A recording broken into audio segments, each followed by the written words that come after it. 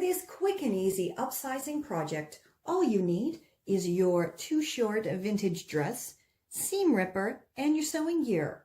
So your first step is to simply flip the dress inside out and lay it on a flat surface. Then you can really check out just how wide that bottom hem is and how much extra length you'll be getting when you take it down.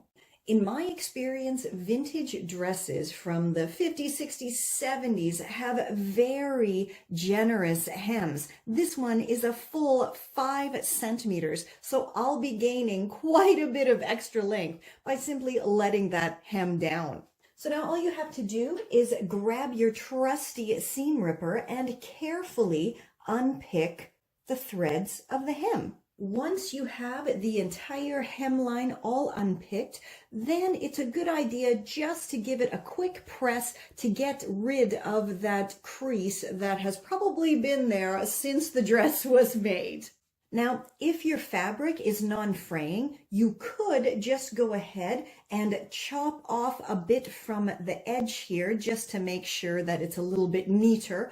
Or you can fold it under about a centimeter or less just to give it a nice, fresh, clean hem.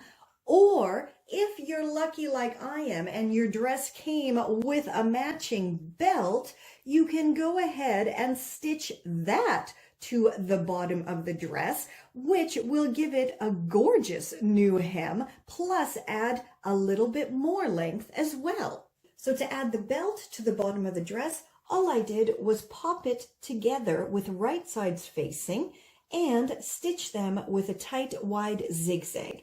Then to help the fabric lay flatter, because it is quite a thick brocade polyester, I did the stitch in the ditch technique and zigzagged right over the outside seam, and it lays much flatter. Once again, this is a groovy Refashionista project that came out so much better than I had imagined. And because it kind of has a Star Trek-y vibe to it, I went through my scrappy stash and found this groovy Star Trek phaser patch. So of course it had to be stitched onto the dress as well.